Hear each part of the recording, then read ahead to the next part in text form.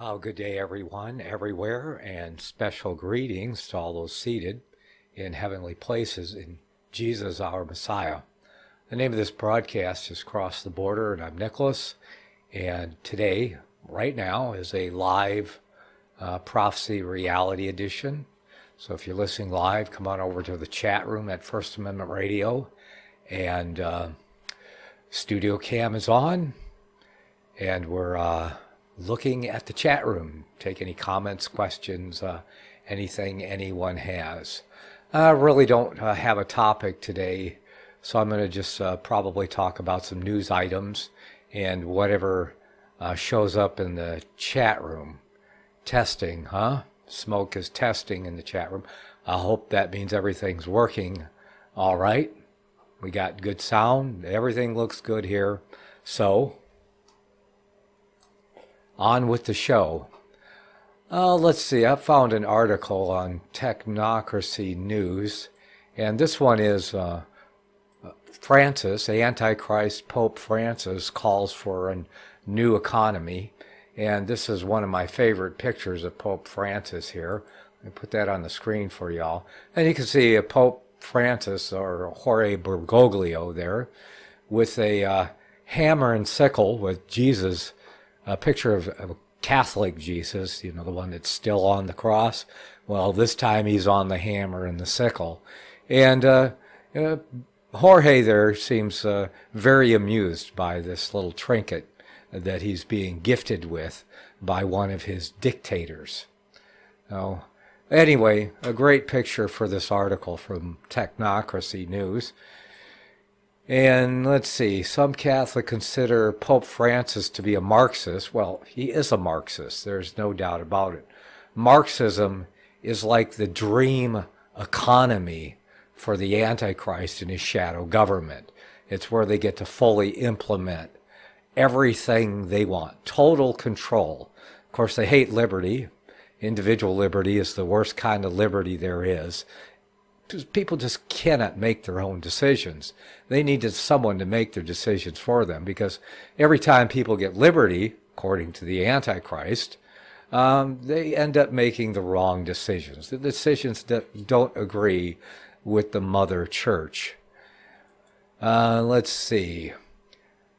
He is a Marxist, is using his position to organize and orchestrate the entire planet into full-blown sustainable development. And yes, technocracy. Our author is a little biased there for the term technocracy, since he has the website technocracy.news, but usually good articles there. I'm not sure where he is on prophecy, whether he holds the papacy to be the seat of the Antichrist, as do true Reformed Christians, or they should be. I mean, true Protestants. You have Reformed Christians that aren't Protestant because there's no protest left in them. They forgot why they were called Protestant anyway. Anyway, in his sponsorship of a March 2020 economic summit, Economy of Francesco, Francis calls for a different kind of economy, a new economy, and sustainable development. In Laudato Si, the word sustainable was used 21 times to convince readers that UN-style sustainable development, also known as technocracy, holds the future of the world. And as we've discussed here many times, the UN the United Nations is the New World Order. Okay? But however, in a true application of the Hegelian dialectic, Francis attacks the technocratic paradigm by stating the technocratic paradigm also tends to dominate economic and political life.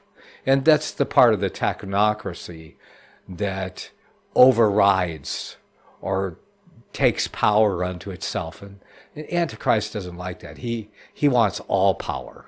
And that's his goal, is to obtain all power. So whatever part of the so-called technocratic paradigm that the Antichrist, or and his shadow government do not like, that infringes upon their power, well, that they will take down as soon as they have the means of doing it.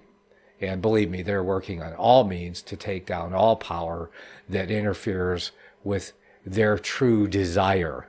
And that is basically to rule the world as the Antichrist did for 1,260 years in prophecy history. The author, and it goes on, our friend from Technocracy News. Anyway, you can check that out at Technocracy News or technocracy.news there. That article. I did find another article I found very interesting, and this came from Butch Paw. You can hear him on First Amendment Radio.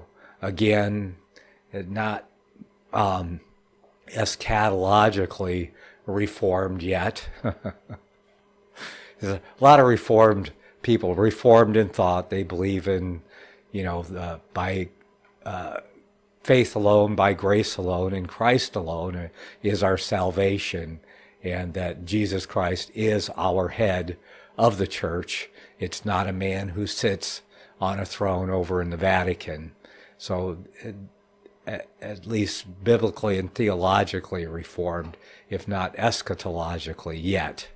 But, well, that's part of my job, is to introduce people to reformed, fully developed reformed eschatology.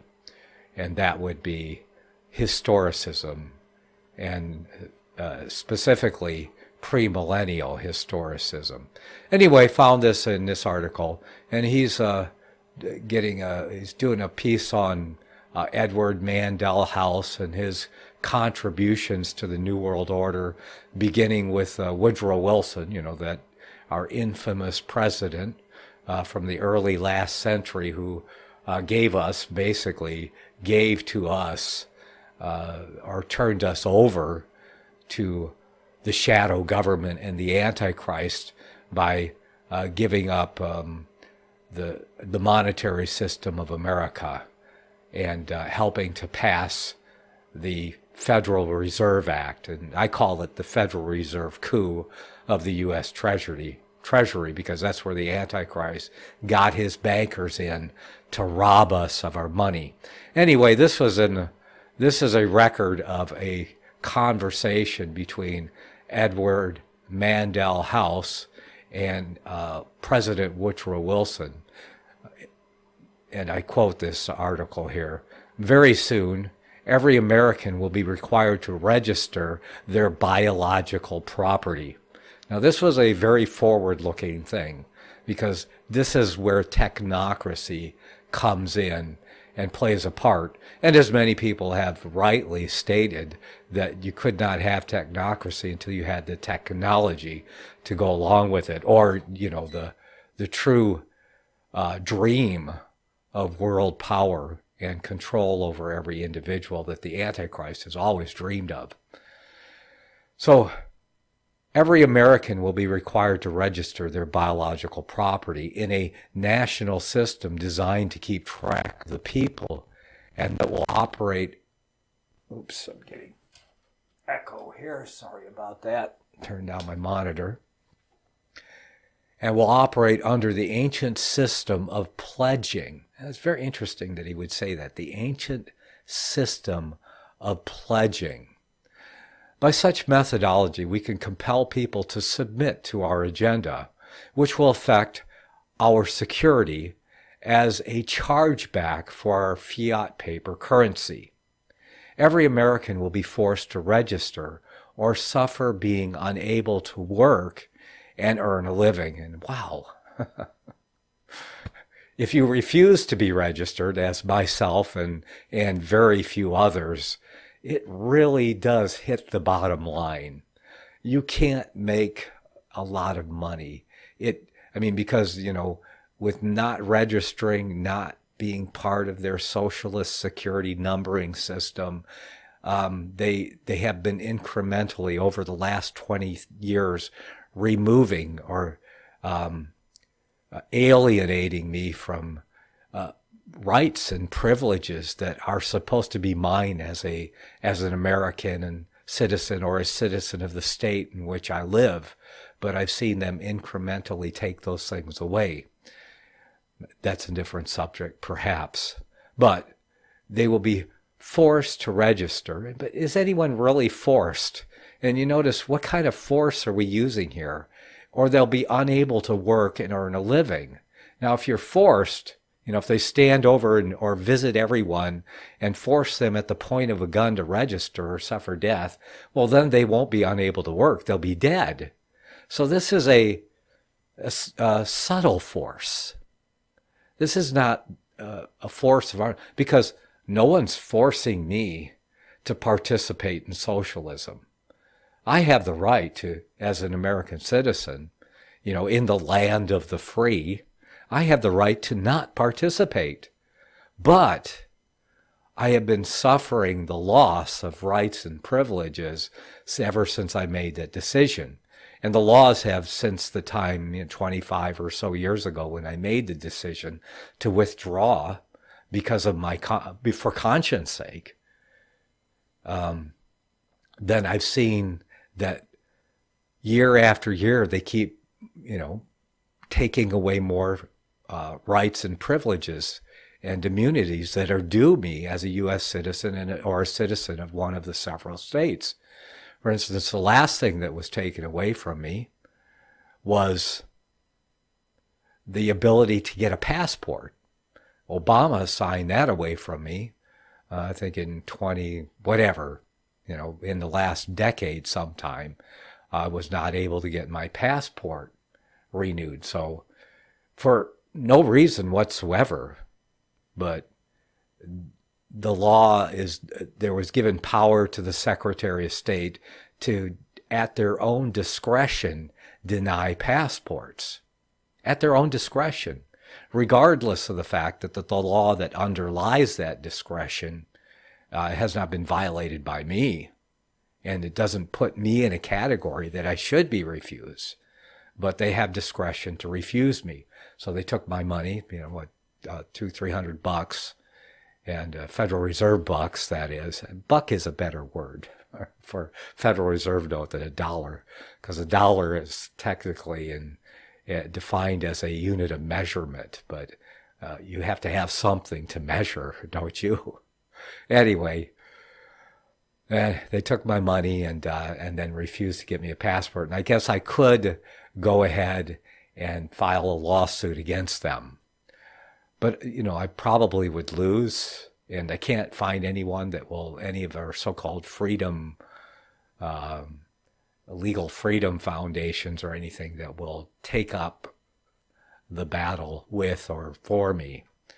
Anyway, they will be our chattel, okay?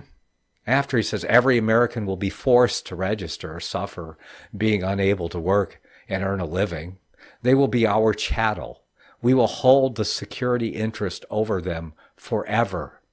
By operation of law, merchant under the scheme of secured transactions. Americans, by unknowingly or unwittingly delivering the bills of lading to us, will be rendered bankrupt and insolvent. Now, I'm not certain what the bill of lading is. It's, some people say it's the birth certificate. I'm not sure about that. Are they really trading in birth certificates? I don't know. Some people say they are, and I don't know what the bill of lading is. But I do know that there is a contract, and under the Constitution, we have a right to contract, and the government can't interfere with the right of contracts. But they can use the right of contracts because they offer everyone a contract when they go down and apply for a Social Security account number. Some people just go down, they want the number so they can work, so they can register to be able to work rather than register or suffer being unable to work. And that's a good thing that people want to go out and work. But they got tricked into signing a contract, a social contract. a social security contract in order to work.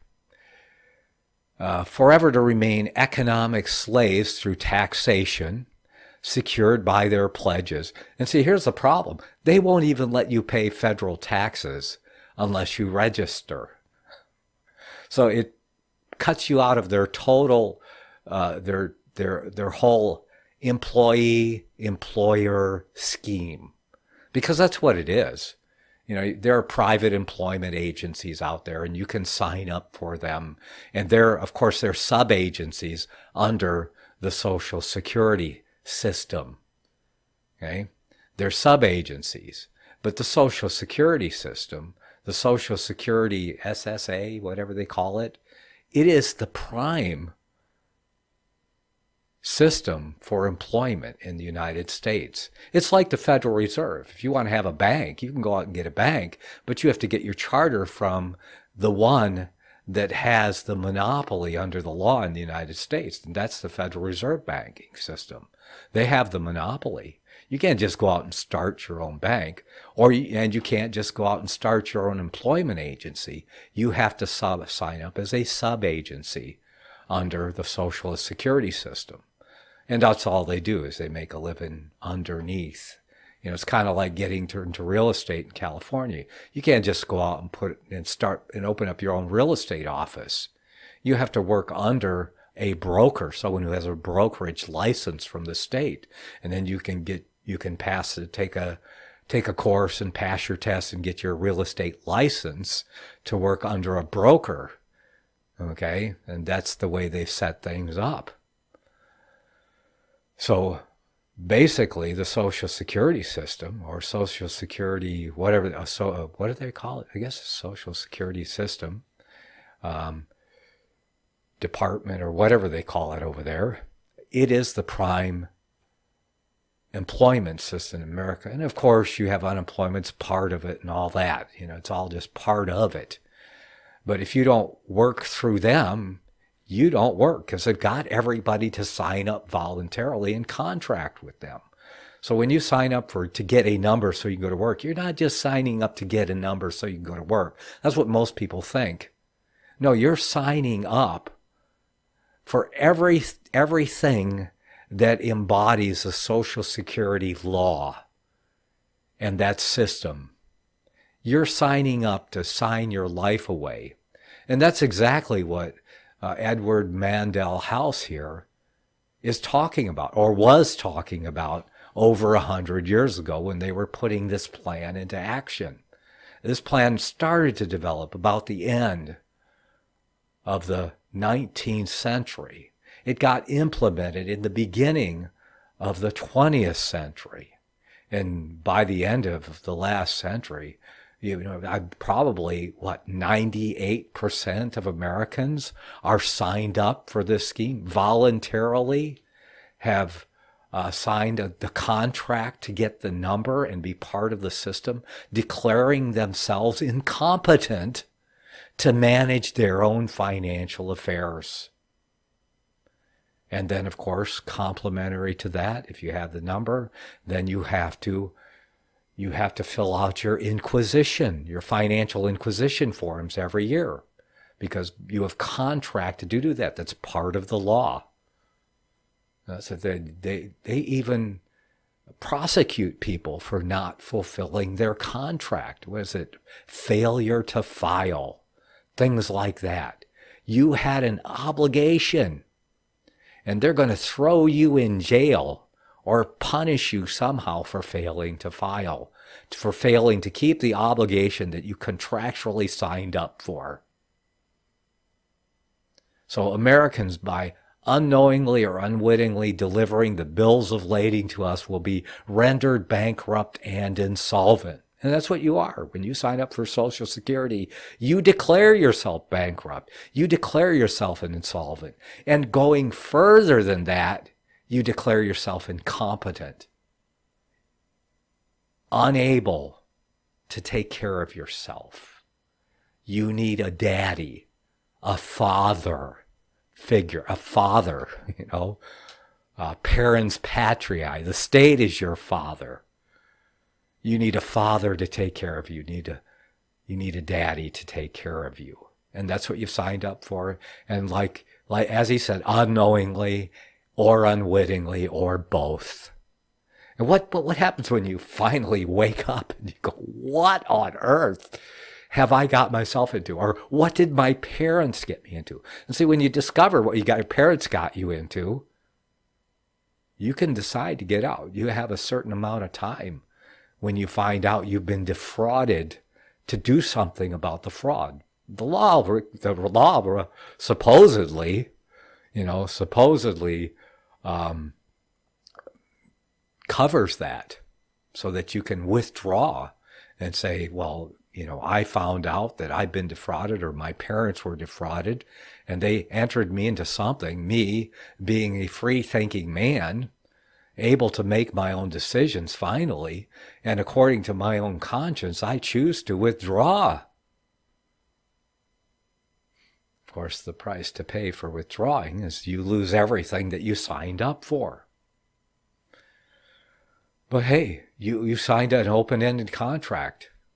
You can't change the contract unless you go through channels and your representatives in the state, who've also signed up for the contract, so they now work for the same thing.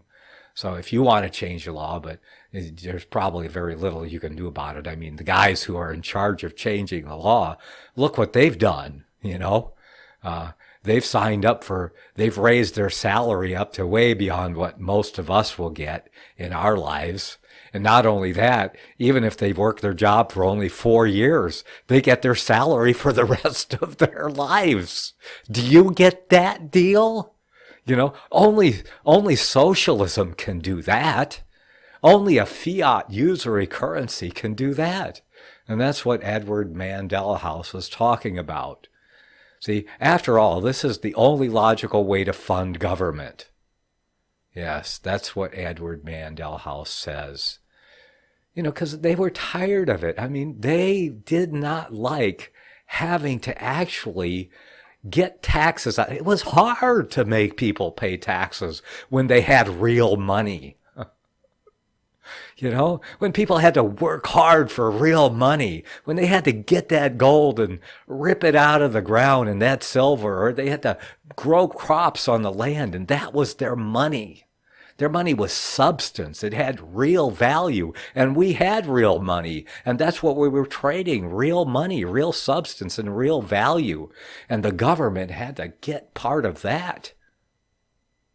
That was difficult for the government. Not when they wanted unlimited spending, to be able to spend anything they wanted. This was not what they wanted. After all, this is the only logical way to fund the government, by floating liens and debt to the registrants in the form of benefits and privileges. And we'll talk a little bit more about this. I'll check the chat room on the break.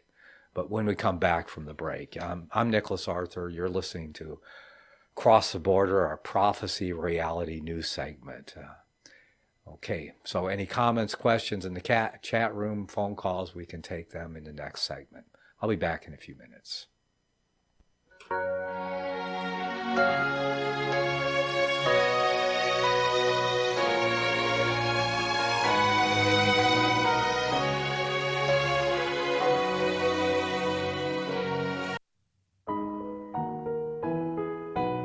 The program you are listening to is 100% sponsored by you, the listener, on this First Amendment Rights Media channel. You will notice that there are few commercials on this radio network. There's a good reason for that. Corporate advertising dollars come with strings that limit program content. So without your help, these programs cannot continue on satellite, internet, or our several affiliates. If you benefit by the educational law programs, we ask you to give. If you are admonished or nurtured by the Bible and ministry programs, we ask you to give. If some voice a cause that you are passionate about, we ask you to give. If you believe in any of these, we ask you to support them as you would a missionary on a continual basis, as if giving a tithe for missionary radio. These programs are not commercially viable and must be supported by those faithful to the cause of truth. Look for the button to sponsor your favorite programs at our listen and schedule pages on the Internet. We will also give you unlimited archive access to all of our programs. We're asking you to give much less than a tithe so that you may also send support directly to a particular program host, cause, and anywhere else the Spirit may lead you. Do all to the glory of our God and Creator, for His holy nation, the only kingdom that will last forever. Thank you for listening.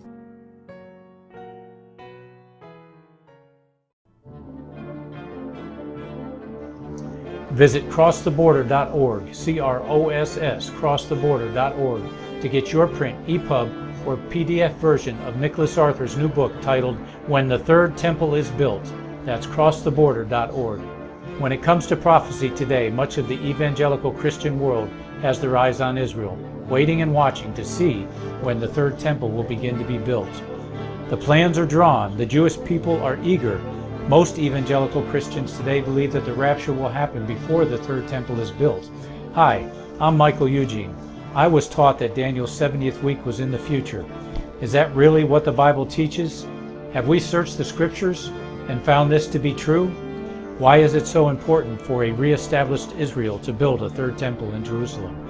Is it necessary to build a temple on the same location already occupied by the Dome of the Rock? Is it necessary for sacrifices to take place in the temple on Temple Mount? Is there really a rapture followed by 7 years of tribulation? What is the New Testament temple? Can we identify history and prophecy? Who is the first beast in Revelation chapter 13? Who are the 7 kings in Revelation 17? I have asked all these questions, and I have found Nicholas Arthur's new book, When the Third Temple is Built, answers all these questions and more using Scripture to interpret Scripture.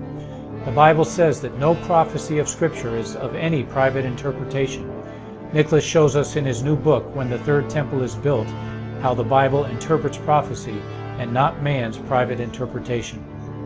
Visit crosstheborder.org, CROSS, crosstheborder.org, to get your print, EPUB, or PDF version of Nicholas Arthur's new book titled When the Third Temple is Built. That's crosstheborder.org.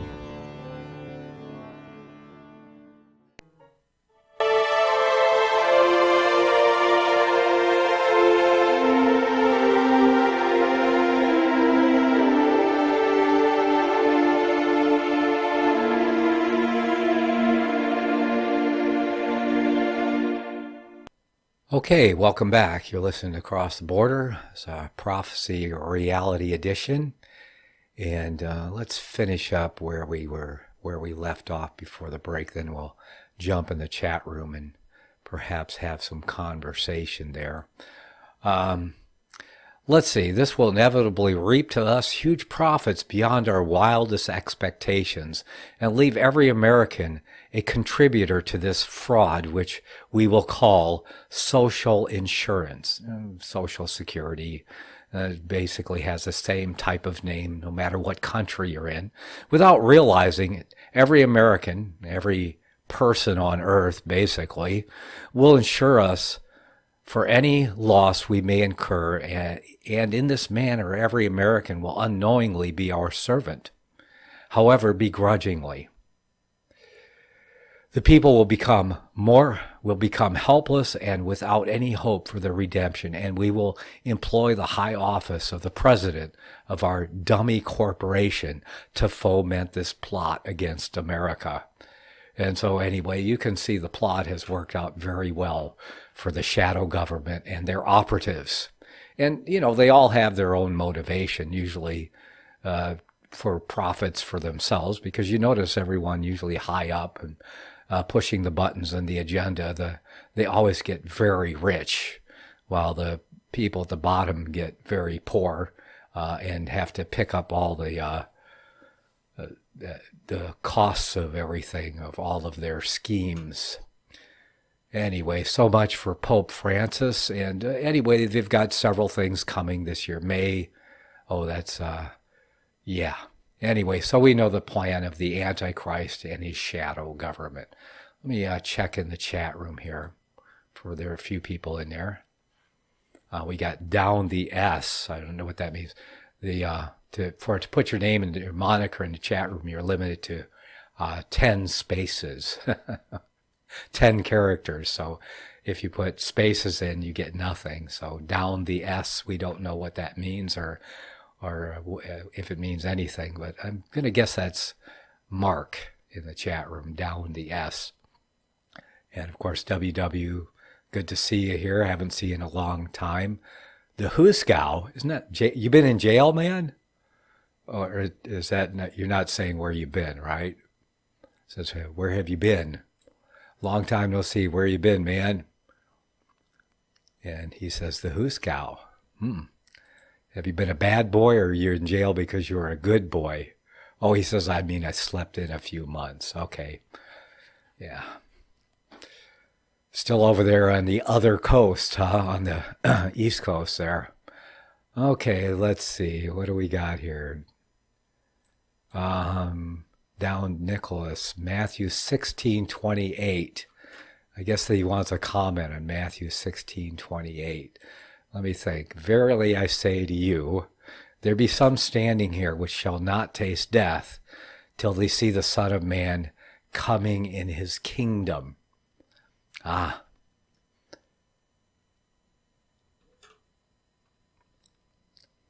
I don't know. Let me see. What does that mean? Verily I say to you. And of course, he must have been talking about some of his disciples. And did they see the Son of Man coming in his kingdom? Yeah, well, I'd rather study this out than just off the cuff try to give an answer. For the Son of Man shall come in the glory of his Father with his angels, then he shall reward every man according to his works.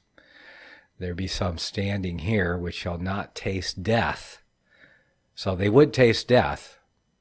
So till they see the Son of Man coming in his kingdom. I don't know, did Jesus come in his kingdom before he said this or after he said this? I would say yes. I mean, when Jesus rose from the dead, did he come in his kingdom?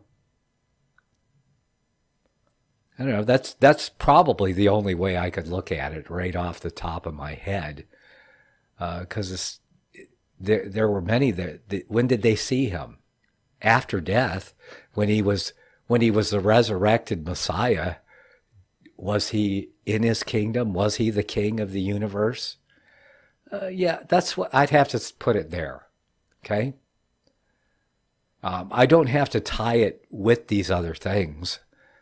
Because he says, for the Son of Man shall come in the glory of his Father with his angels, and then he shall reward every man according to his works.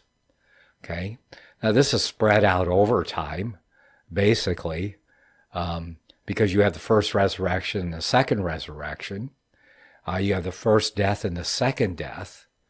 So that's verse 27 there, that statement there would encompass all of that, and there's no reason that it cannot. And then he says, truly I say to you, there be some standing here which shall not taste death till they see the Son of Man coming in his kingdom. Now, where was he? He said to his disciples, if any man will come after me, let him deny himself and take up his cross and follow me. And he said, some of you, and was he just speaking to the 12, or was he speaking to 70 disciples? I don't know at that time. I'd have to get back in here and study this out. But I think this would be him. They saw him come in his kingdom when he rose from the dead, because it certainly wasn't any other kingdom but his. And so I guess that's how I'm going to have to answer that one. Okay, I hope that's good enough for you. But it's something to ponder and think about, yeah, regardless. Okay, he says, read from the start of the chat. Oh no, that's a lot of reading. Can I wait till after the broadcast before I do all that reading? You can reiterate something, or you could even call in. And that would be great if someone would call in. Good to see you here in the chat room, Smoke, Carrie Ann, and WW. It's good to see some people who've been around for a while, even if everyone else has abandoned me. Yeah. Yeah. I don't know if I can go back to the start of the chat there. Who shall not taste death? Okay, well yeah. That's a lot to read. Okay.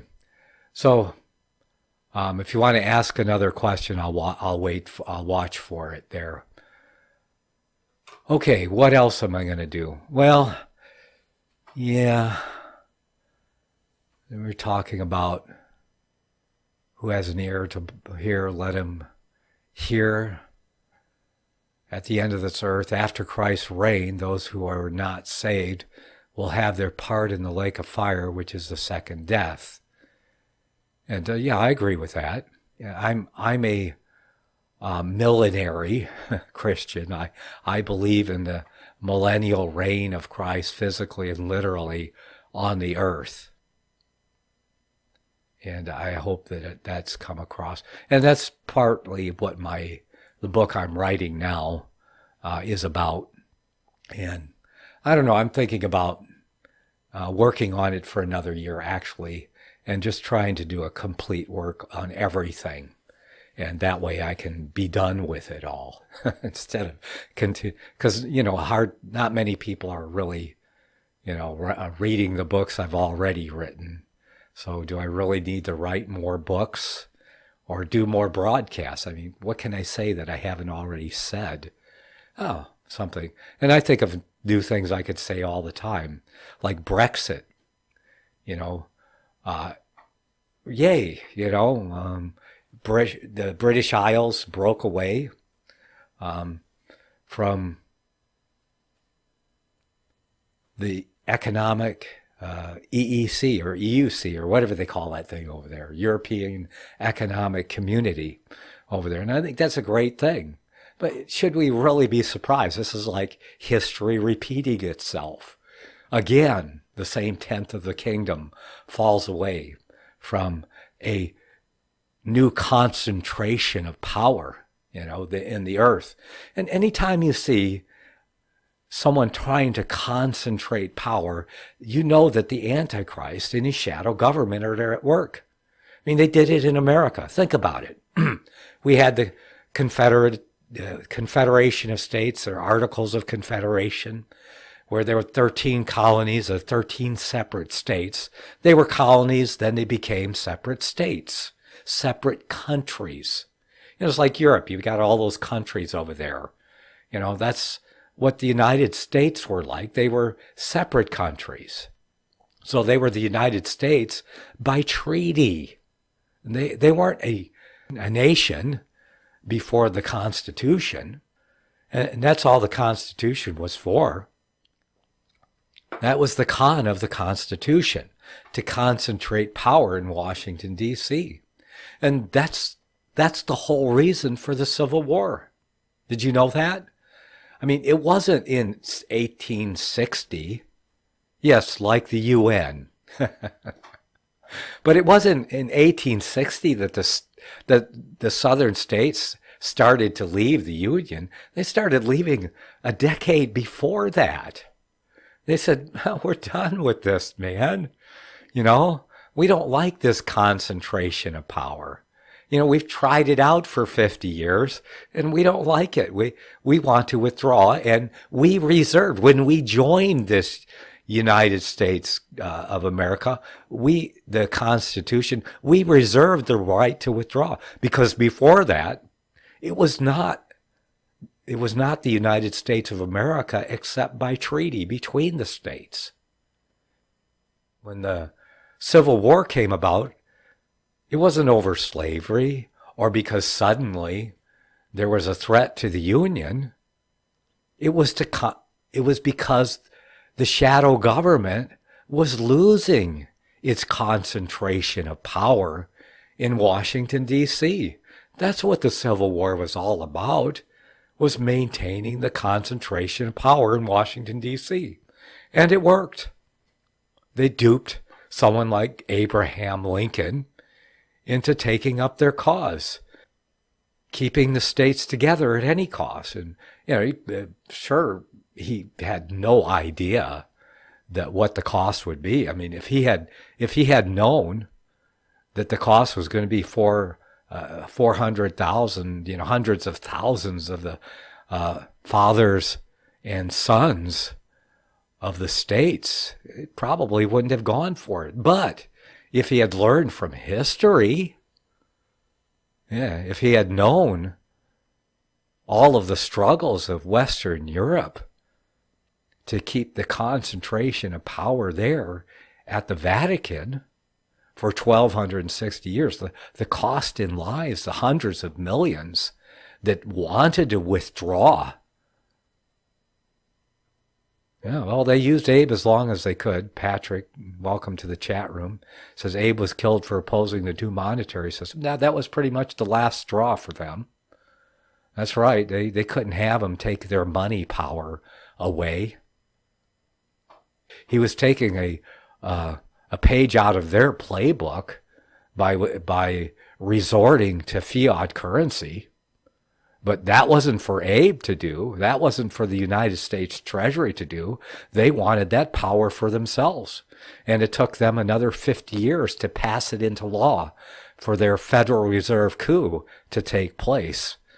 Yeah, it took them another 50 years to get that. Yeah, Abe was a dupe. He was their dupe until after the war, when he wanted to restore the South to its original footing. That's why they tried to, impeach his Vice President Johnson, because he was going to carry on what Abe wanted to do.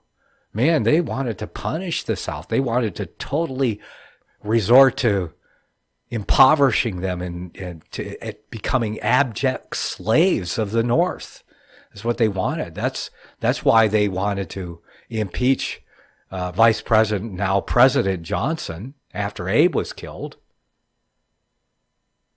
But he stood up and opposed him, but, it only delayed things a little while.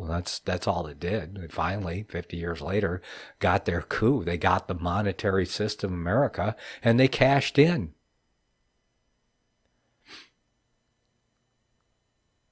Why did they kill him then? They were done with him. He was opposing them because he wanted to restore the South. He was against letting them have their way. And he printed money. He didn't borrow money from the bankers, from the Western European, from the Vatican bankers, because he would not borrow money. He was going to print his own. And it was customary for nations to borrow money, not print it. Okay? And, yeah.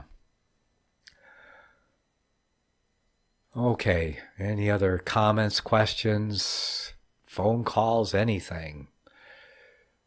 Come on over to the chat room. I don't know, should I go for another hour like this, or should I play some more history for you?